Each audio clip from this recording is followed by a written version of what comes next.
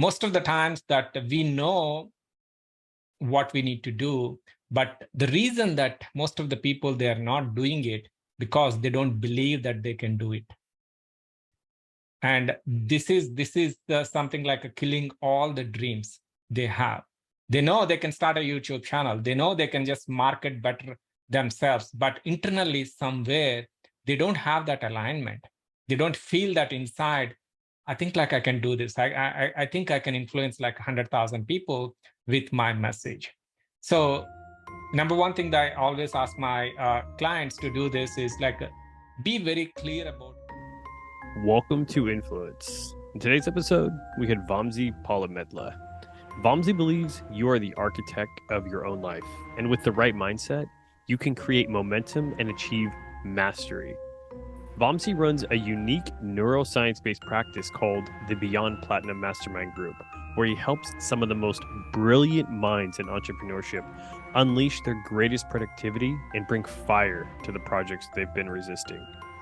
As you listen to the episode, pay very close attention to what Vamsi says. He's the kind of person you want to lean into every word because of the powerful messages he's able to get across. Enjoy the show. Vamsi, welcome to Influence, sir. It's an absolute pleasure to have you today. Hey, Brian, great to be here. Yeah, right on. So for those that don't know you, Vamsi, can you tell the audience, who you are and what it is that you do? I know you're an entrepreneur, but what is it that you do? What's your background? Absolutely.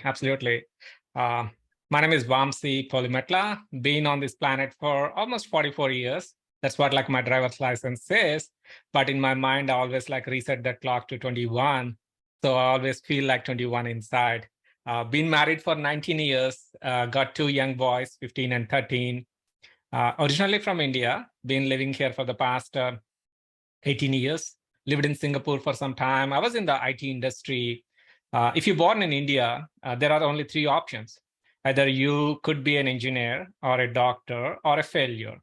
So I selected the first one because that was easy, engineer. So happened to be an engineer.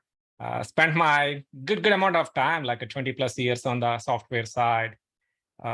And about like 4 years ago, I decided I really wanted to do something outside of these four walls. I had like a really pretty successful career in the software, but I always felt inside there is more. And that gave me an opportunity to start an organization called Make More Leaders. And it's been like the last 4 years, phenomenal 4 years of my life, and helping people across the globe. We have multiple programs and helping everyone to see what is possible for them. If they really step into that greatness, they can create magic. So that's what I've been doing, Brian.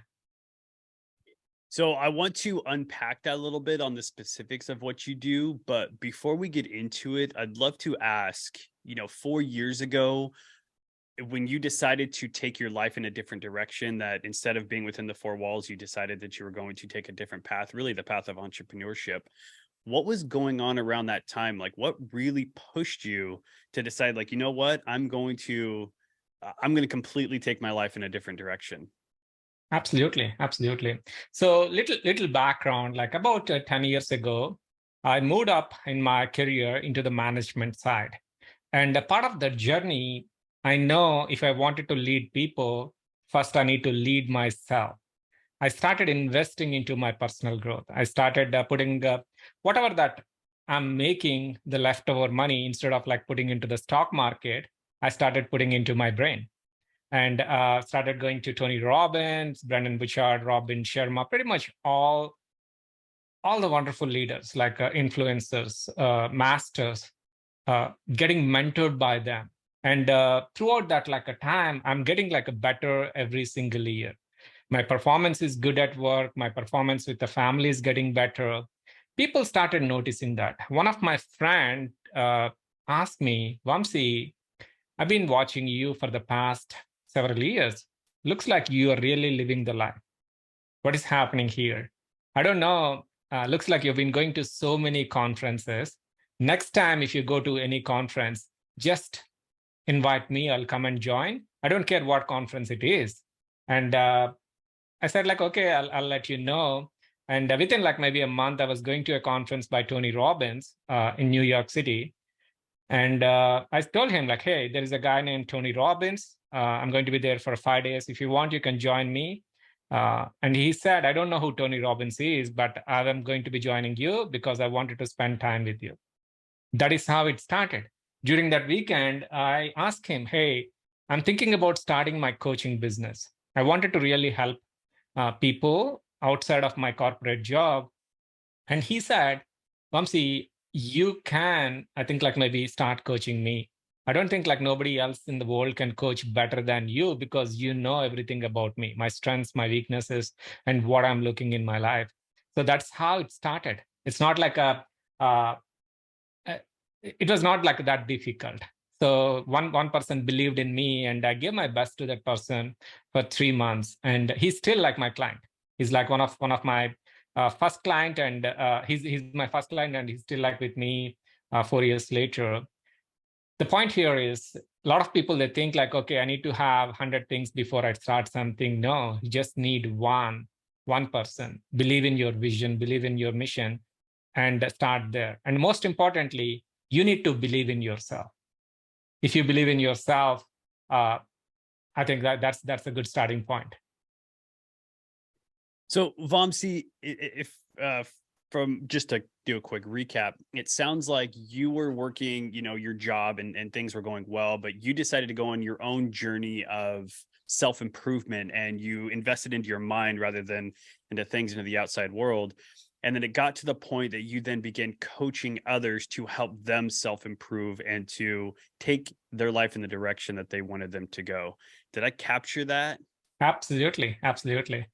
Okay. So while you were on this journey, I'd love to kind of go back to a time where you got one of your most impactful aha moments on your journey of self-discovery.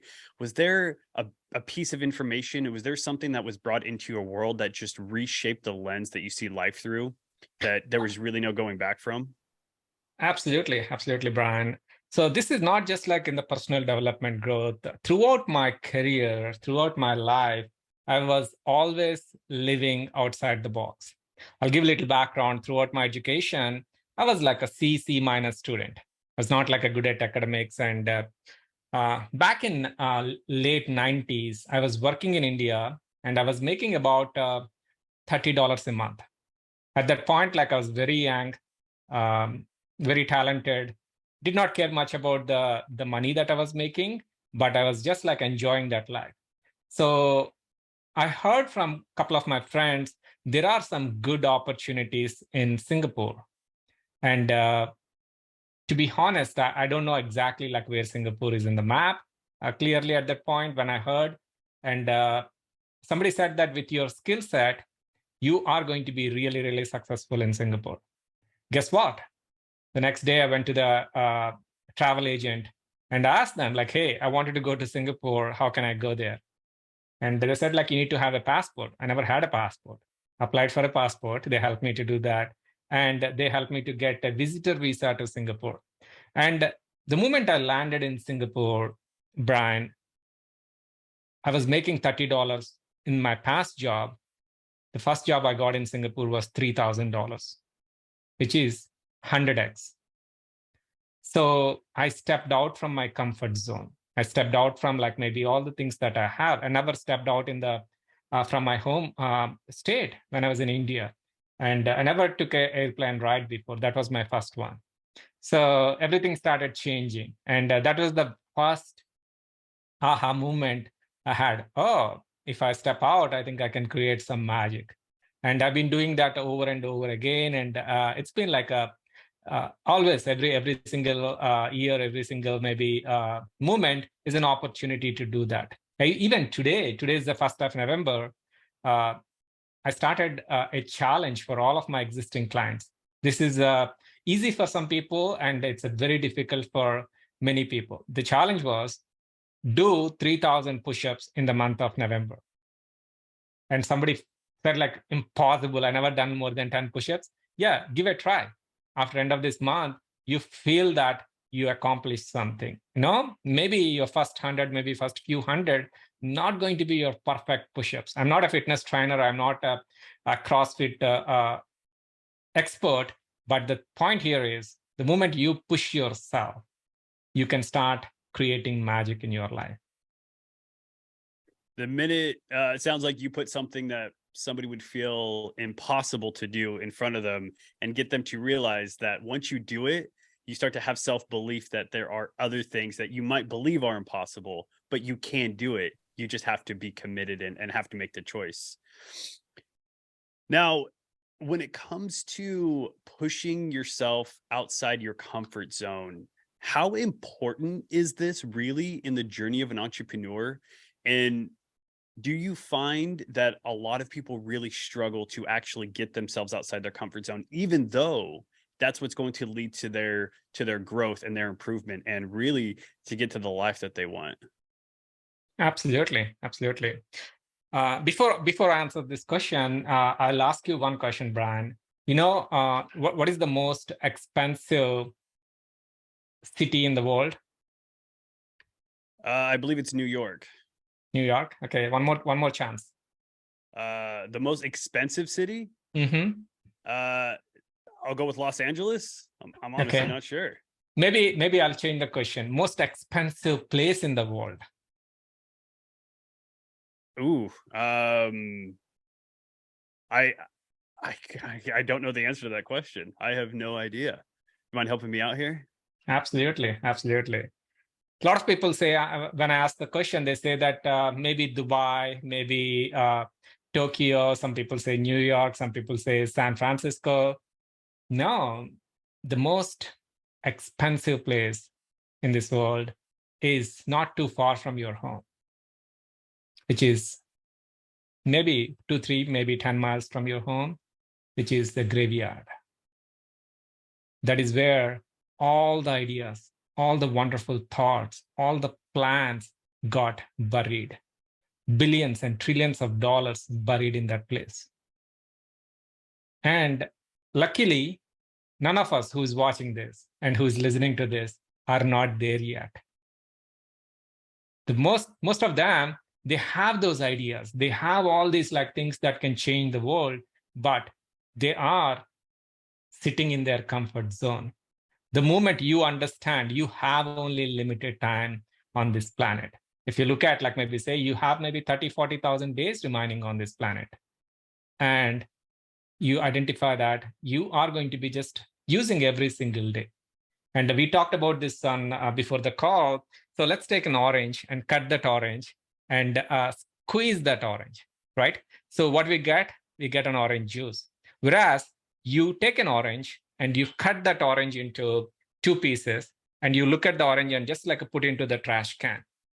And you do it for 1 day, 2 days, 20 days.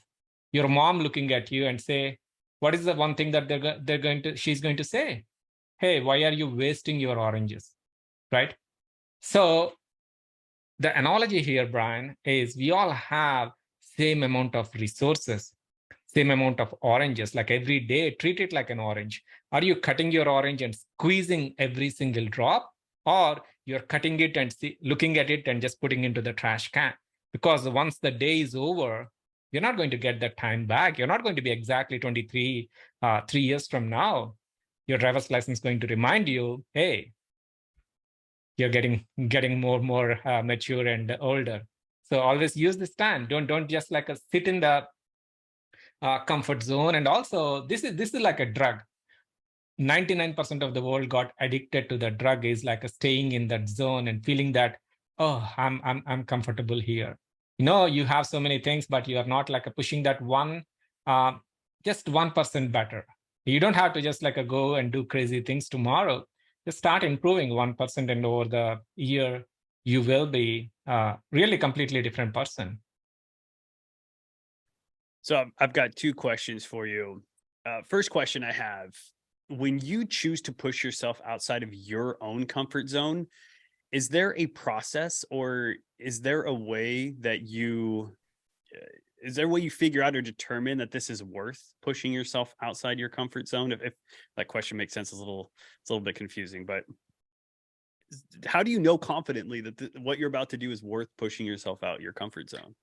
Yeah, it all going back to the alignment, because we cannot do everything at the same time. Define what exactly that you wanted to do. So go with that alignment. Say some people like, hey, I wanted to go for a marathon. That is like maybe outside of their comfort zone. At the same time, you cannot be just like a baseball player and like practicing in the national league.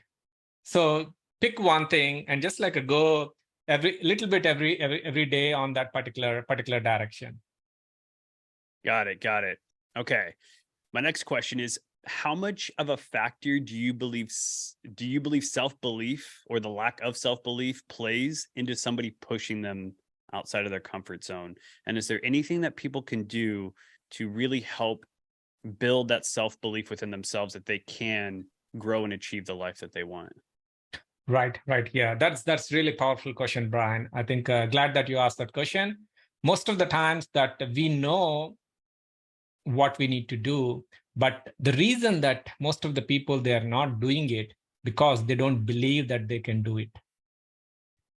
And this is something like a killing all the dreams they have. They know they can start a YouTube channel. They know they can just market better themselves, but internally somewhere they don't have that alignment. They don't feel that inside. I think like I can do this. I think I can influence like 100,000 people with my message. So number one thing that I always ask my clients to do this is like be very clear about what you want uh, from that thing that you wanted to do. Know the outcome before you even start. A lot of people, they just start it and jump it and say after like 2 miles into the journey, they understand it's the wrong path. So don't go that deep. Spend more time and ask yourself what exactly that you wanted to achieve from this, and ask yourself, is this something that like aligned to you? If not, like take some help. Always like ask help from people who been there, who gone through that process, and you can learn from them faster than maybe reading 100 books or going through an online course. Talk to real people, so that way you go there faster, and see yourself doing that as well. Not just this is other mistake I noticed, like so many people doing it. They're thinking very short term. Think yourself like you are doing this for the next 10 years, next 25 years. Your view on that is going to change dramatically, like maybe at a different dimension. So one thing I started doing this, I got like a mentored by all the world-class teachers. I started seeing myself where I'm going to be when I'm at 70 years old. I asked myself a question. Am I still going to be doing what I'm doing right now? And the moment I found out, yes, that is exactly what I'm going to be doing, I got everything like a clear in my life. I'm not worried about what is going to be happening in the next 3 months, what is going to be happening during the recession, what is going to be happening like maybe when one client leaves my company, or like maybe one employee resigns. All those things are very small because I'm seeing this game very far into this 25 years from now, how I'm operating. So always like have a bigger vision and take action based on like what's going on in your current reality. Don't just like attach too many things to short-term failures. Vamsi, when you were thinking about your future and really the life that you want to live, and you kind of had it all planned out, did you go through like an ikigai style process, or did you sit down and really ask yourself like, what gives me fulfillment? What impact do I want to make on the world? Like, did you go through some sort of, again, process that helped you really define what you wanted your future to be? Absolutely. I've gone through pretty much every process that is available on the planet. And also, I thought like, okay, I'm overthinking this. So asking one simple question helped me, Brian. What exactly that I want from my life? That question sounds very simple. Oh, that's a simple question. Spend as much time as you want. If somebody like maybe say they wanted to start over, or they wanted to just like maybe understand, is this the right path? Is this like maybe the one that I wanted to continue in the long term, ask this question: what exactly that you want in your life?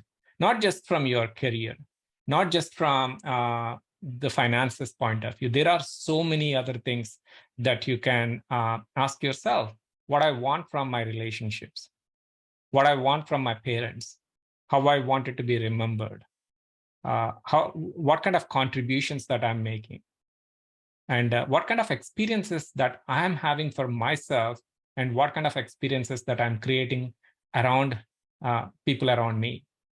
So those are like a deeper questions. Like first, most important thing: what exactly that you want, and this is an exercise I recommended it to so many high performing executives because they are really, really working on 100 miles an hour speed. They're ignoring so many things.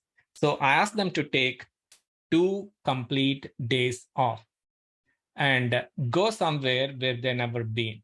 Maybe Four Seasons Hotel, maybe Rich Carlton. Book the best hotel that they can afford and spend 2 days answering this one question: what exactly that I want? And also created like a separate booklet for them. I gave it to them. Once you answer that, go and spend extra, like maybe half a day on that booklet to answer more deeper questions. But whoever is that is watching right now, if you really want something, clarity in your life, go somewhere, step outside of your environment, and answer this question.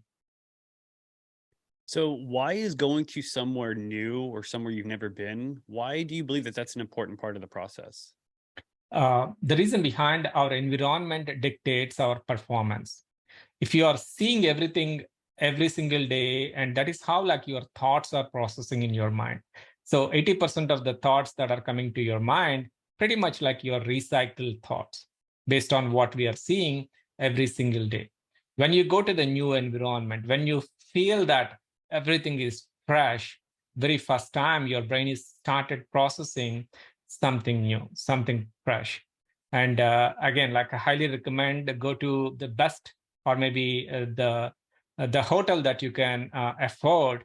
The reason behind, you need to be in that quality space. You don't have to be surrounded with the noisy people and anything like maybe less than your standard. So always like go to the best place and spend that quality time. I see. So introduce a new environment, which will help spark or introduce new thought patterns to really kind of help you really figure out what it is that you really want. Dude, that's a brilliant suggestion. I love that. Might actually do it myself. Vamsi, I want to take the conversation back to something that you mentioned earlier and then ask you a question. You mentioned earlier how beneficial it can be to talk with somebody who's already walked the path. You know, you can get, you know, information from 1,000 books, or you can talk to one individual that's walked a similar path that you've been on and ask them for advice. Here's my question to you. I have found that there is a obscene amount of individuals that give advice and, you know, talk about what they know and they try to help without actually having walked the path before. And then of course there are some that in fact have, but it's hard to distinguish the information between the two, like who has actually walked the path and who just knows what the path looks like and is sharing information from what they've learned. Here's my question to you. Is there an efficient or good way to just be able to determine the information, the source the information is coming from, to know that it's credible and that this is something we should be leaning into and listening to? Absolutely, absolutely. It is coming down to how important that is for us. So I'll answer this question in 2 different ways because I spent like hundreds of thousands of dollars on investing into mentors. And when I was starting my career, I thought like, okay, I need to surround myself with people like Tony Robbins and all these like really, really successful mentors. But later I realized, Brian, is they are really, really good, but they are not good for me based on where I am. Because Tony Robbins is good for President of United States. Tony Robbins is good for President of Apple, or maybe a billionaire, because his frequency is matching at that level. When somebody's like listening to Tony Robbins, they get motivated, they get a lot of inspiration, which is really good.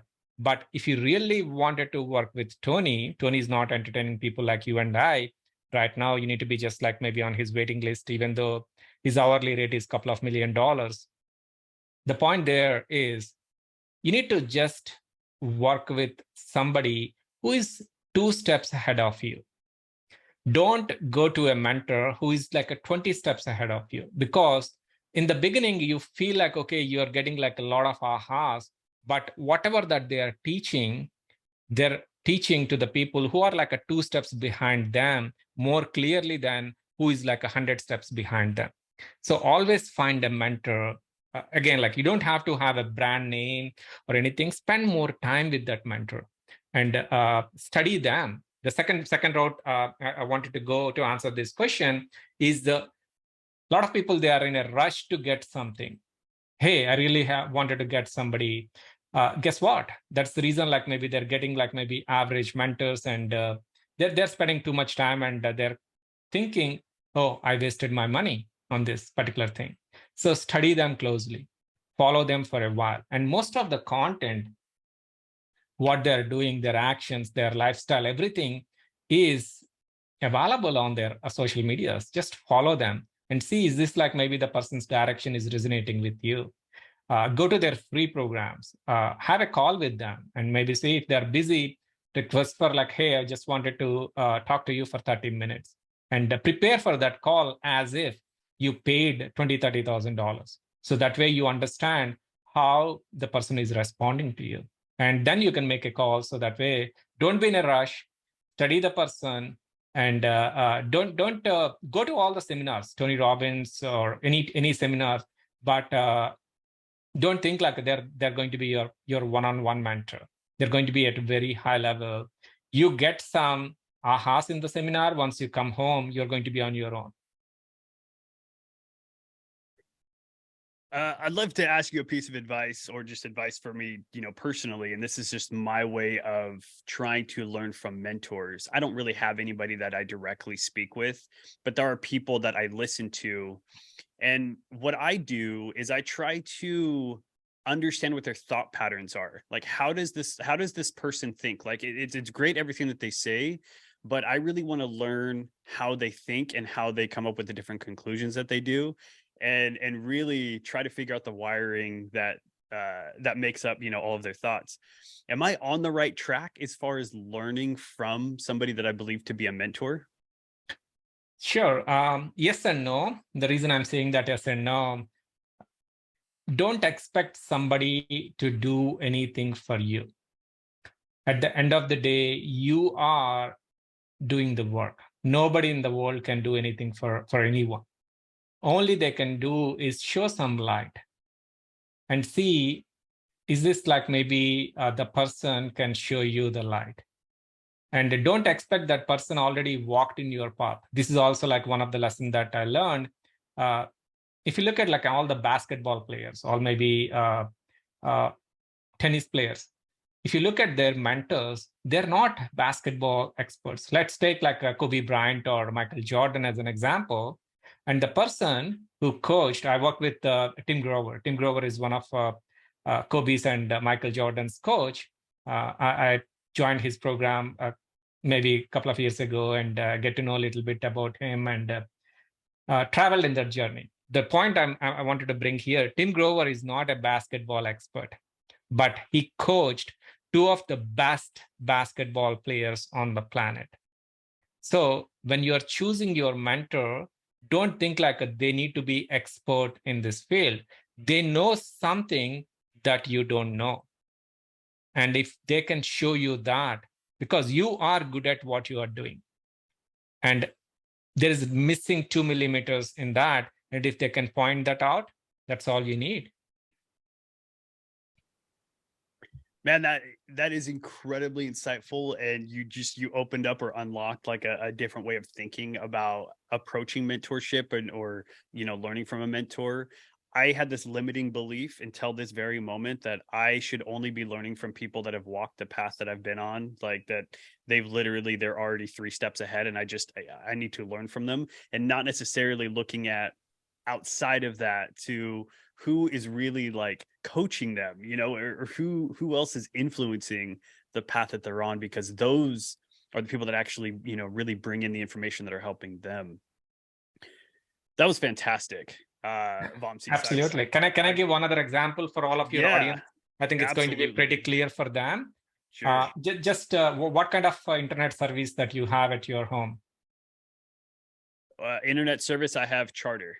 Okay. So let's pretend you are the CEO of that internet company. Okay. And you're the one running the entire shop. And suddenly, on the middle of the day, your internet stopped working and you don't know how to fix that one. And somebody, a technician who comes to your home, he knows that you are the CEO of the company. Is he going to have any trouble going to your basement and fixing that internet? No. No, right? No, yeah. Because he's fixing something that CEO cannot fix. The same way, it's you are going to help somebody. Let's say somebody comes to you, Brian, I'm a billionaire. I'm really struggling with something. I need your help badly. You're not thinking that person is a billionaire. You are thinking that person's internet is broken and you are the technician to fix this one. You don't care whether it's a billionaire or like maybe a janitor. You specialized in your stuff. You go there and fix it and come out and take your money, whatever that you're charging. So that is how like we need to start thinking.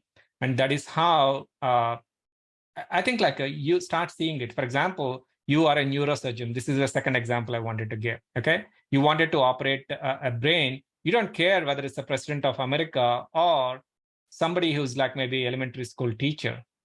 You do your job.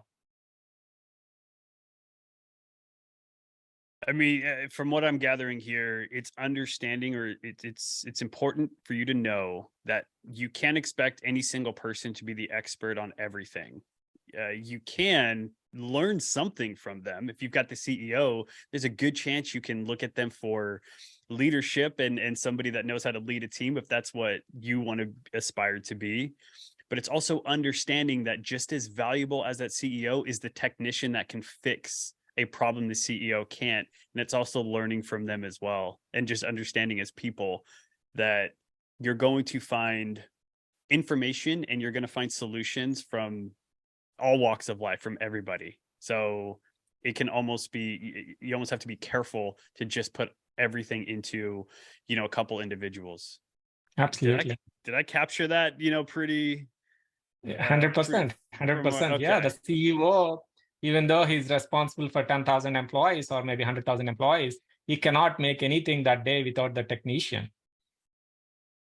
Absolutely. And if the technician is talking about how to fix the internet, it's still important, if that's something you need to learn how to do, listen to what they're saying, because they're the expert. Because if the CEO tries talking about how to fix it, but they don't really know, then you're listening to information that may not be good for you on your journey. Exactly.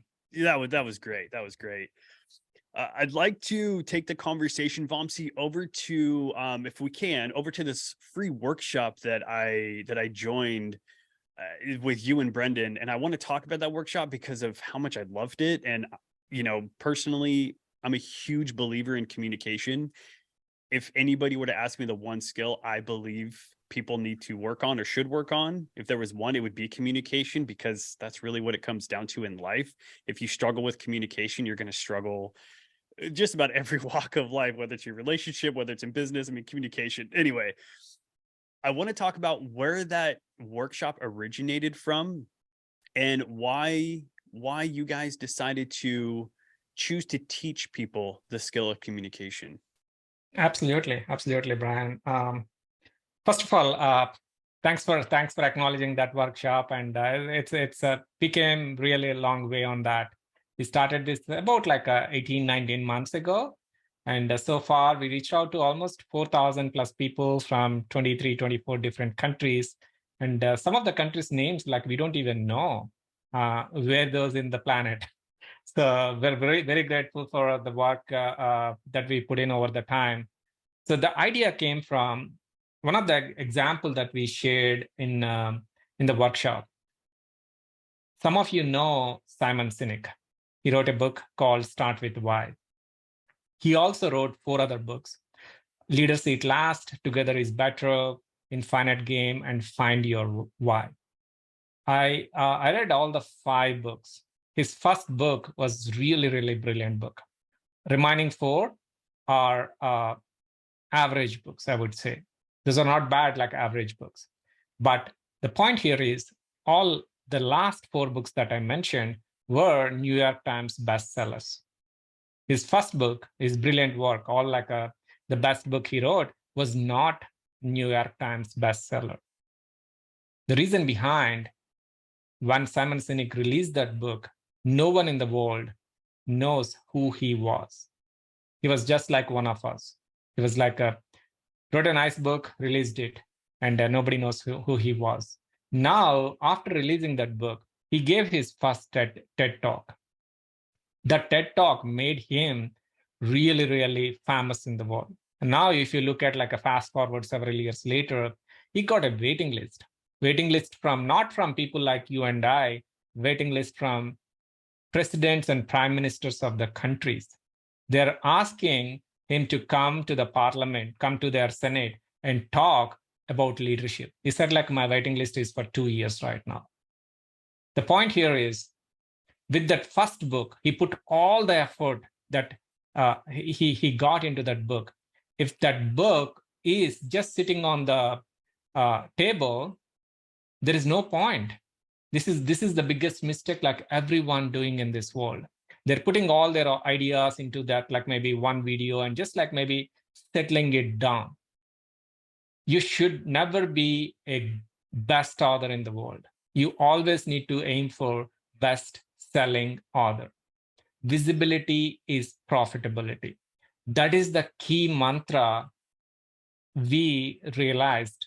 If Brendan and I are just like a coaching people through our referrals, through our like maybe the already the network that we have, I think we are doing a disservice. We need to start helping people. So 4,000 people in the past like 18 months through this free training, like they got so much value. Every week we get at least like 1 or 2 emails from people say, hey, I applied this strategy, I got my promotion.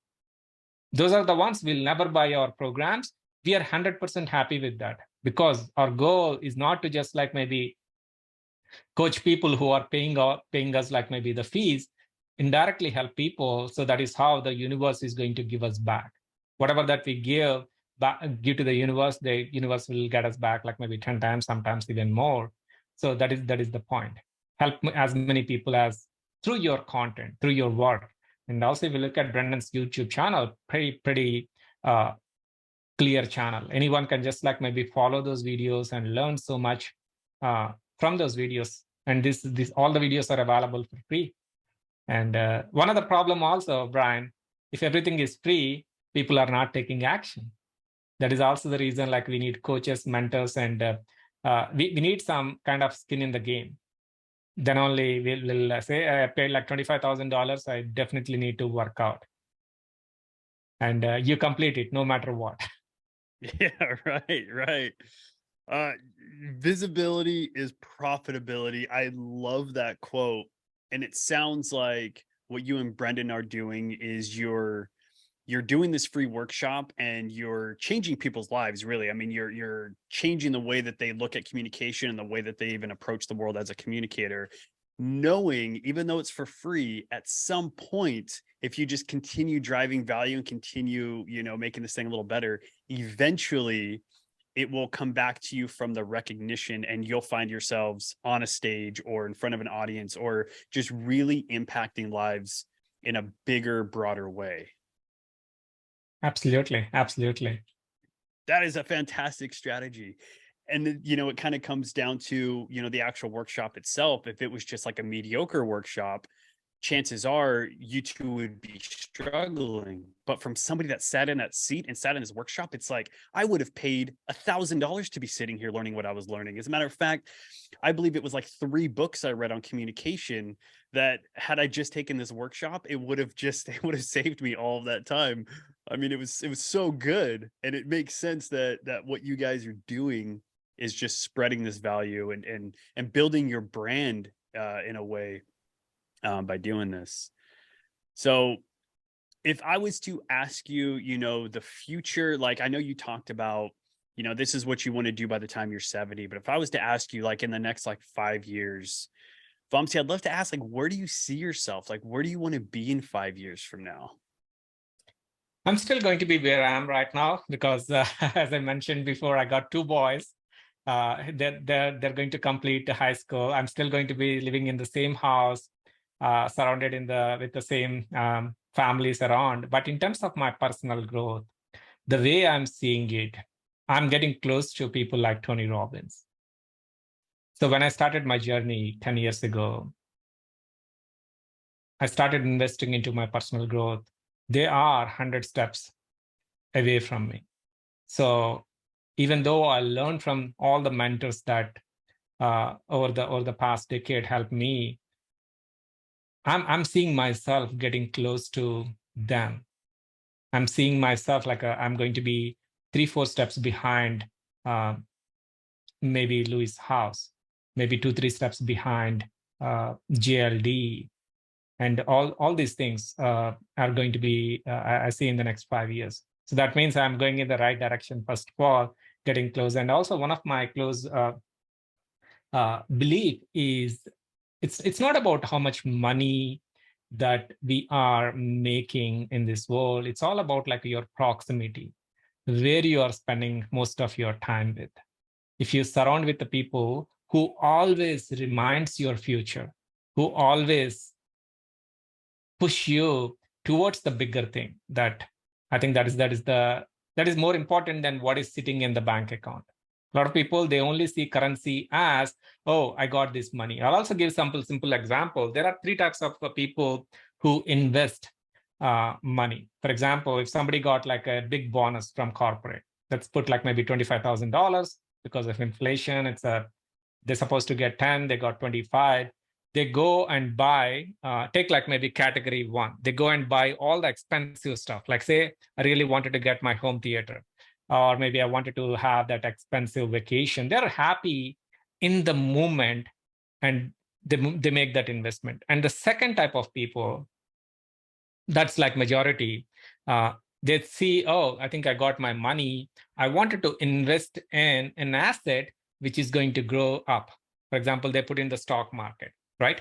So what is happening in the second category, Brian, is they are tying their happiness to something that is not in their control. They're going to be really happy if stock market is going up. They're going to be really happy if their house, like maybe the property that they bought, always get like a nice tenants.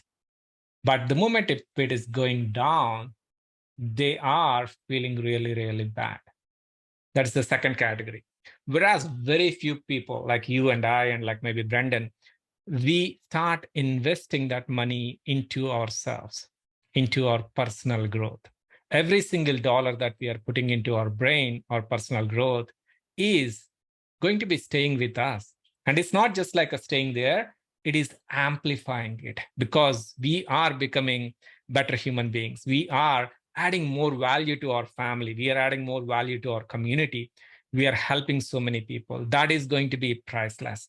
So to answer your question like I gave like a 360 degrees here, where I'm seeing myself, I'm getting close to the people, even into their proximity, into their inner circle, spending like giving high fives and doing that. While doing that, I'm also helping like hundreds and thousands more than I'm helping right now because of that proximity, because of that visibility. I'm going to be doing what I'm really like wanted to be doing. I love that answer, and I believe you're right. Proximity, I think a lot of people really underestimate the importance of proximity. And I like that you have the goal of getting yourself within the proximity of people that you look up to, the people that you look to as mentors, and being able to sit at the same table as them. And I think that's fantastic. While at the same time helping others that are, are behind where you're at now, and helping them get there. So if I'm somebody who's listening to this, and I'm tired of just spending money on stuff that's worthless, and really the stock market's not doing anything for me. If I want to invest in myself, where would you recommend that I start? Is there an area of personal growth that you would recommend that people start with that are just really beginning their journey? Sure, sure. So this is something that I spend almost half a day during my in-person mastermind. Every quarter, I run a mastermind, which is about like a 20-25 people. We rent a nice, beautiful Airbnb near beach. Most of the times, it's either Fort Lauderdale or Miami, and we spend 4 days and nights together in that home. So we spend like first half a day on identifying what this is. I'll give a quick answer to this. The answer is, ask yourself what exactly that you wanted to be doing, not based on what your parents ask you to do, not based on like maybe what society asks you to do. What is that, like maybe one thing that you really enjoy doing it? For some of you, creating content online. For some of you, playing a music. For some of you, maybe solving problems for other people. Whatever that is, identify what is that one thing, and give yourself a permission. This is almost like a dating. Give yourself a permission to date with that for 12 months. A lot of times, like people, they say, oh, I pick up this thing, I'm really good at writing computer programs, and that's not their main job. And after 3 months, they see, oh, I'm not getting any growth, and they give up. Give yourself a permission of 12 months. Don't quit your current job. Don't quit your anything that what you are doing for this one. You are working, all of us are working 8 hours a day, and we have 24 hours a day. So allocate 2 or 3 hours per day. Maybe it's like a first thing in the morning, get up at 4:30 in the morning, from 4:30 to 6:30, 2 hours in the morning. Nobody's bothering you. You and your thought, and that the piece that you wanted to improve on, 2 hours every day. And maybe 1 hour during your commute if you're going to work, or maybe 1 hour in between, like your meetings during the lunchtime. Lock it and make that a non-negotiable. The moment you set yourself 3 hours every single day, just imagine 1 week, you are spending 21 hours on that one thing. Many people, Brian, they make a mistake of going 1 inch in 10 different directions. But really, really successful people, they go 10 inches in one direction. So if you become that person going 10 inches in one direction, 21 focused hours in a week without sacrificing anything. You're not missing your family. You're not isolating yourself, just like a 3 hours every single day. And just in a month, just imagine you got something like almost close to 100 hours of like maybe focused time. This is like maybe many people, they spend for a decade. So just imagine you do that for the entire year. By the time you complete that year, you'll come out as like a 1% in that field. You know more than anyone else. This is one thing that I learned from Brendan as well. When I first met Brendan 3.5 years ago, I realized he's the one who listened to Louis' podcast every single episode since the day he started podcasting. Every single episode. He went mile deep, not 10 inches, mile deep on Louis. And that is the quality, I think, like I recommend all the entrepreneurs. Go mile deep on that one thing. And he did not pay a single dollar to Louis. I know people who paid hundreds of $1,000s to Louis for his coaching, and Brendan got more knowledge than the guy who paid $100,000 because he surrendered himself to that. I just wanted to listen. I wanted to digest every single thing. So that's like a long answer. But yeah, I do this like very depth in my in-person workshops, and everybody feels like, wow, This is like $100,000 wisdom in the first half day itself. Vamsi, you shared something earlier about mentors, and I will tell you that what you just said right now would have saved me a year of my life. And what I mean by that, when people are thinking like, is how important is mentorship, is I spent a year making the mistake of only going an inch deep in a bunch of different areas. And it took me a year to just take a step back and realize like, this isn't working. I need to start going much deeper in just one area and then just keep myself focused on that until I make it. And, again, unfortunately, it cost a year, but that's why I believe, and you're demonstrating it now, why mentorship is so important and why people need mentors. You could, if I found you a year ago and you told me that, maybe it would have changed my life, but I'm confident that it would have saved me so much time. So thank you for sharing that with the audience. I hope somebody hearing that truly heard what you said and is going to take action on the one thing, to stop doing the 10 1-inch things and just doing 10 inches in just one thing, and knowing that that is what is going to make the difference between your success and your struggle. Vamsi, I want to get this thing wrapped up. I've taken up a ton of your time. This has been an incredible interview. Is there any final thoughts, or is there any piece of advice for those of us that are really just trying to make our mark on this earth and really trying to shape the life that we want? Is there any advice that you would give? One advice I give, Brian, is act before you are ready. Don't wait for a perfect time. Don't wait for a perfect moment. Don't wait for a perfect financial situation. Those are the things will never happen. Just start taking that first action. You don't have to have a clarity how everything is going to be 300 days from now. You just need to have a clarity where you are going, take that first step. Most of the people, they just wait for the clarity. By the time they decide to take the first step, it's too late in the game. Don't be that person. Act now. Nobody's going to care. Always we think about what is my neighbor is going to think about me? What is my coworker is going to think about me? What my mom and dad going to think about me? Guess what? They're exactly thinking about themselves. They're not worrying about you. So keep that in mind, and act before you're ready. Take action. Know your life's going to go a different direction. Know you're going to be approached with things that are going to make you feel very uncomfortable, and know that things are going to be different, but do it anyway. And I love that. I totally respect and a big believer in taking action as well. So appreciate that final thought. Vamsi, this has been great. I want to thank you once again for your time. I know how important time is. And to let you know how much I appreciate the information that that you laid out for myself and the audience here today. Absolutely, Brian. I'm feeling really good having this conversation with you. And I know this is just a beginning. We're going to have many more like this in the future. I look forward to it, man. I certainly look forward to it. We'll certainly talk soon. I hope you have a great rest of your day, and thank you once again for being on the show. Absolutely. Bye-bye. Bye.